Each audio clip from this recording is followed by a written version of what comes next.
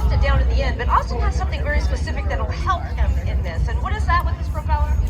He has a McFarlane supplied MT reversible prop propeller that allows him to stop, which is really helping close the gap between him and Steve.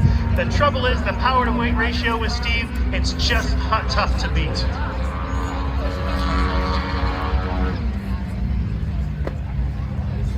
Steve Henry, number 44, this Wild West Highlander, is the winningest STOL pilot in history.